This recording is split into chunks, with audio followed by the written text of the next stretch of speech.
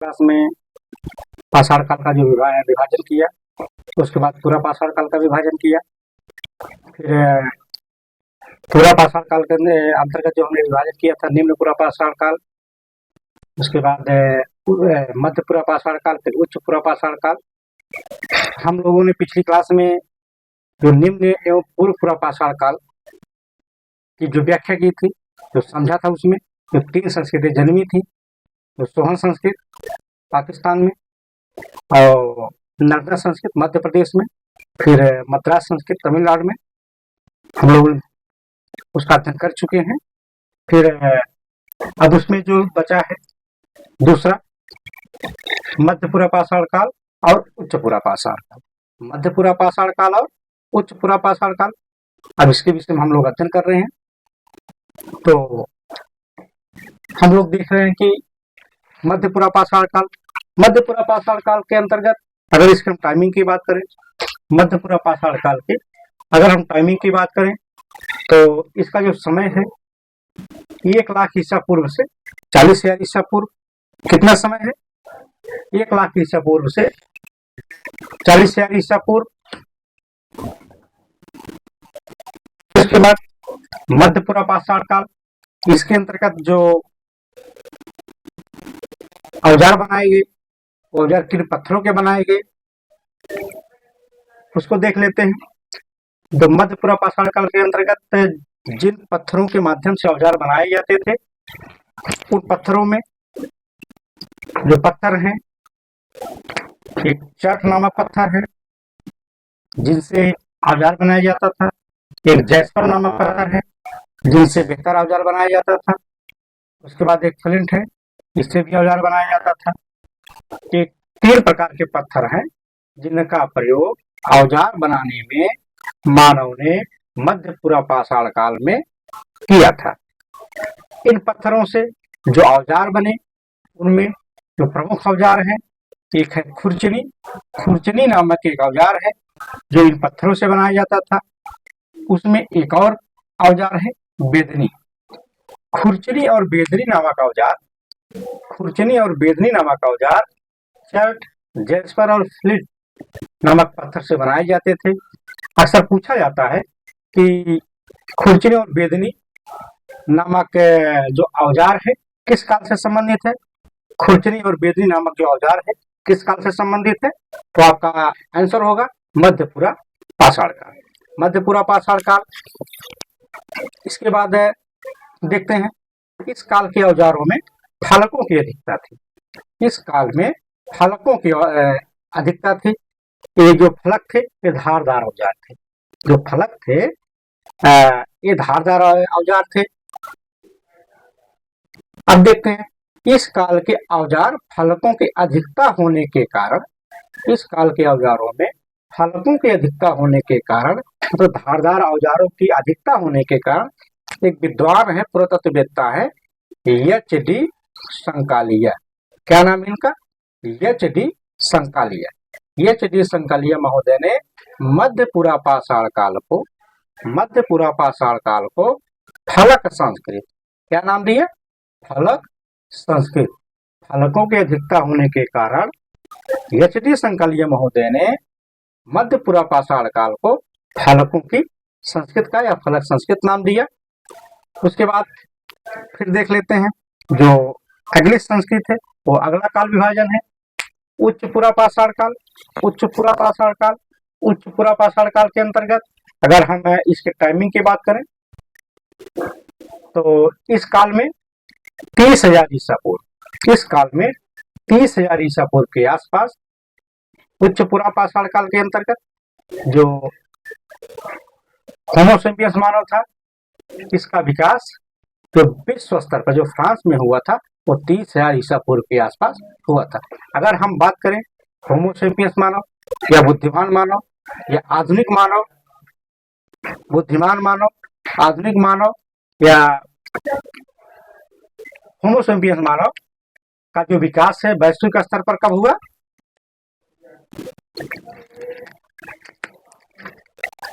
30,000 ईसा पूर्व के आसपास फ्रांस में हुआ। उसके बाद अगला पॉइंट देख लेते हैं इसी होमोसेपियंस मानव को आधुनिक मानव कहा गया, या बुद्धिजीवी मानव कहा गया। फिर अगला पॉइंट जो है उसको देखते हैं। होमोसेपियंस मानव का संबंध ब्लेड और ब्यूरिन प्रकार के औजारों से रहा। जो होमोसेपियंस मानव है, जो बुद्धिमान मानव है, जो आधुनिक मानव है, जिसका विकास 30,000 ईसा पूर्व के आसपास फ्रांस में हुआ, वो हमारा कौन सा औजार प्रयोग करता था? ब्लेड और ब्यूरिन।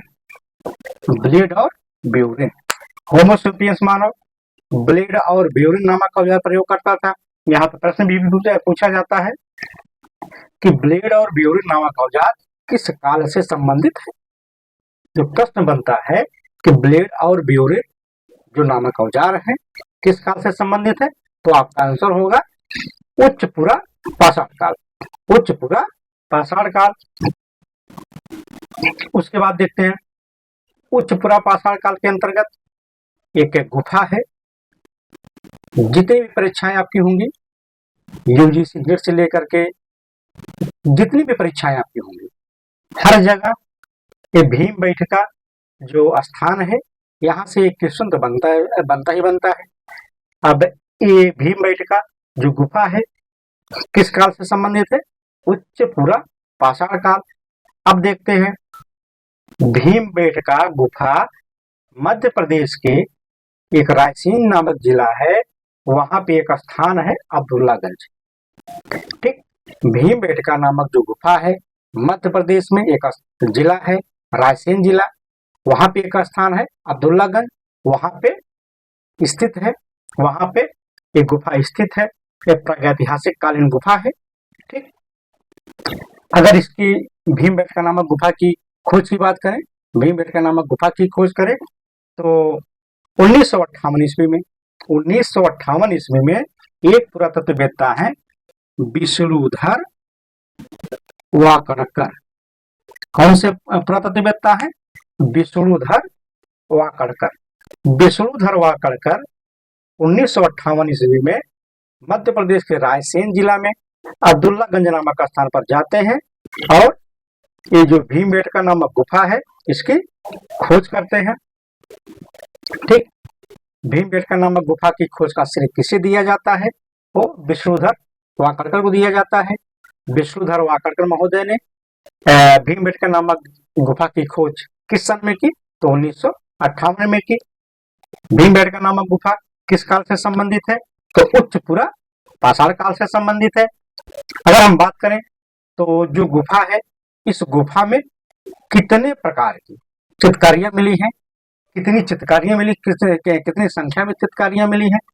तो यहाँ पे लगभग 500 से अधिक मध्य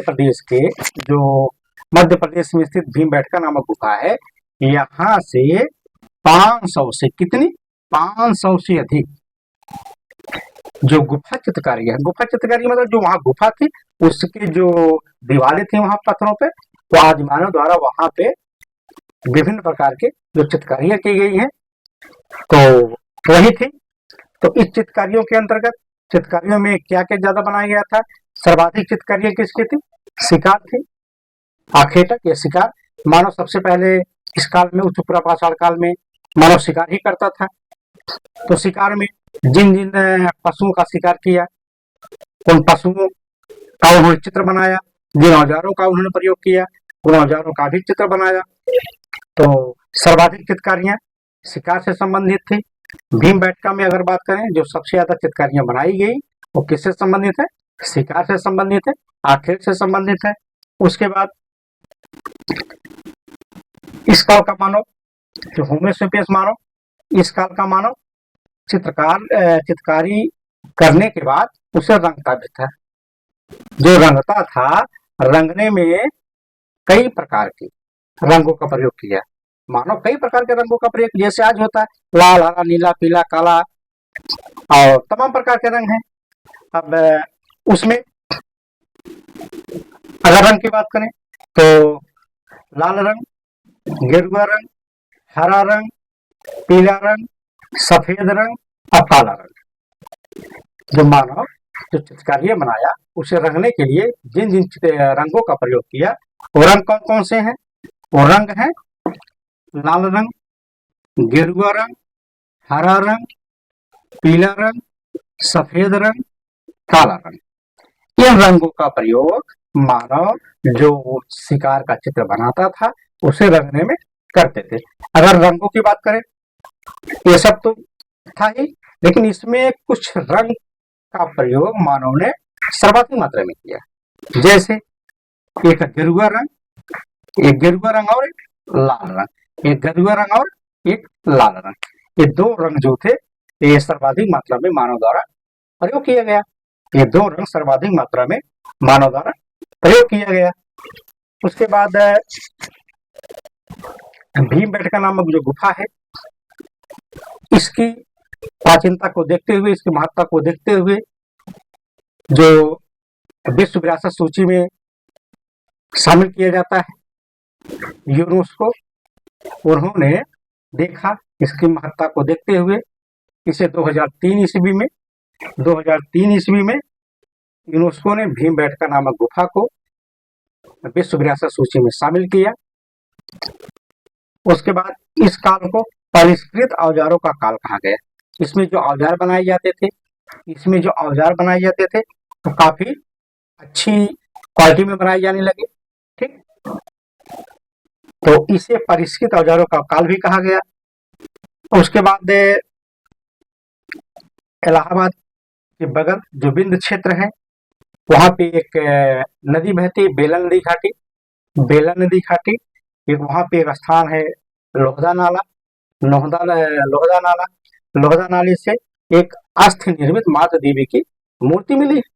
अस्थि निर्मित का अर्थ है हड्डी की बनी हुई माता देवी की मूर्ति मिली है। यह मूर्ति का जो संबंध है उच्च पुरापाषाण काल से है। ध्यान दीजिएगा, इस जो बेला नदी घाटी जो लोहदा नाले से हड्डी की बनी माता देवी की मूर्ति मिली है, यह किस काल से संबंधित है? उच्च पुरापाषाण काल से। कई बार परीक्षाओं में पूछा गया है कि बेला नदी घाटी जो लोहदा नाला है वहां से जो अस्थि निर्मित माता देवी की मूर्ति मिली है, यह किस काल से संबंधित है? आपका ऑप्शन दे देता है निम्न पुरापाषाण काल, मध्य पुरापाषाण काल और उच्च पुरापाषाण काल। कोई मान लीजिए और ऑप्शन कोई दे दिया तो उसमें आपको लगाना है उच्च पुरापाषाण काल। तो यहाँ पे खत्म होता है चैप्टर, समाप्त होता है। इसे एक बार हम लोग रिवीजन कर लेते हैं। अब देखिए मध्य पुरापाषाण काल का जो समय है 1 लाख ईसा पूर्व से 40,000 ईसा पूर्व। और इस काल में जिन पत्थरों से औजार बनाए जाते थे उन पत्थरों में चर्क नामक पत्थर है, जैस्पर नामक पत्थर है, फ्लेट नामक पत्थर है। इन पत्थरों से जो औजार बनाए गए उनमें 2 महत्वपूर्ण औजार हैं, एक खुरचनी है और बेदनी है। ठीक, इस काल में फलकों की अधिकता होने के कारण, मध्य पुरापाषाण काल में फलकों की अधिकता होने के कारण एच.डी. संकालिया महोदय ने इस काल को फलक संस्कृत नाम दिया। जो फलक है यह क्या था? एक धारदार हथियार था। फलक क्या था? एक धारदार हथियार है। उसके बाद हम लोग आगे देखते हैं। अगला जो है वो है उच्च पुरापाषाण काल के अंतर्गत हम जो होमो सेपियंस मानव जो वैश्विक स्तर पर धरती पर आया, वैश्विक स्तर पर कहाँ पे आया? फ्रांस में आया। उसकी टाइमिंग क्या है? 30,000 ईसा पूर्व के आसपास। कब आया? 30,000 ईसा पूर्व के आसपास। इसी होमो सेपियंस मानव को बुद्धिजीवी मानव कहा गया, बुद्धिमान मानव कहा गया, आधुनिक मानव कहा गया। ठीक, उसके बाद अगला पॉइंट देख लेते हैं। यही होमो सेपियंस मानव जिन औजारों का प्रयोग करने लगा वो उन औजारों में ब्लेड और ब्यूरिन था। ये प्रश्न पूछते हैं कि ब्लेड और ब्यूरिन नामक जो औजार किस काल से संबंधित है? उच्च पुरापाषाण काल से संबंधित है। उच्च पुरापाषाण काल से संबंधित मध्य प्रदेश के रायसेन जिला में एक स्थान है अब्दुल्लागंज, वहां एक प्रागैतिहासिक काल की गुफा मिलती है जिसे हम भीमबेटका गुफा कहते हैं। इसकी खोज 1958 ईस्वी में विष्णुधर वाकरकर महोदय ने किया। विष्णुधर वाकाटकर महोदय ने किया। जब यहाँ पे गुफाओं में जो चित्रकारियां की गई, तो वहाँ दीवारों पर जो चित्रकारियां की गई, उसकी जो अगर संख्या की बात करें तो लगभग 500 से अधिक संख्या में जो चित्रकारियां हैं मिली है। कितनी मिली? 500 से अधिक चित्रकारियां यहाँ पे मिली है। चित्रकारियां बनाने के बाद मानो उसे रंगने का काम किया। रंगने में जिन जिन रंगों का प्रयोग किया उनमें लाल रंग, गेरुआ रंग, हरा रंग, पीला रंग, सफेद रंग, काला रंग, तमाम आज भी ये सब रंगों का प्रयोग किया गया। लेकिन इन रंगों में कुछ विशेष रंग थे। इस रंगों में कुछ विशेष भी रंग थे जिसे मानव ने सर्वाधिक मात्रा में प्रयोग किया। उन विशेष रंगों में गेरुआ रंग और लाल रंग। उसके बाद इस महत्वपूर्ण गुफा पर जो यूनेस्को है वो ध्यान देता है, और 2003 ईस्वी में यूनेस्को ने भीमबेटका गुफा को विश्व विरासत सूची में शामिल कर लिया। अब इसकी देखरेख वही करेगा, यूनेस्को देखरेख करेगा। इसके बाद इस काल को मतलब उच्च पुरापाषाण काल को परिष्कृत औजारों का काल कहा गया। उच्च पुरापाषाण काल को परिष्कृत औजारों का काल भी कहा जाता है। और इसी काल से संबंधित एक क्षेत्र है बिंद क्षेत्र। वहां पे एक नदी बहती है, बेला नदी घाटी। वहां पे एक स्थान है लोहदा नाला। वहां से लोहदे नाले से एक हड्डी की बनी माता देवी की मूर्ति मिली है। यह मूर्ति उच्च पुरापाषाण काल से संबंधित है। तो मित्रों, ये क्लास यहीं पे समाप्त होता है। उसके बाद हम लोग अगली क्लास में मिलेंगे आपको मध्य पाषाण काल। हम लोगों ने यहाँ पे समाप्त किया है। तो अगली क्लास में हम लोग मिलेंगे मध्य पाषाण काल। नमस्कार।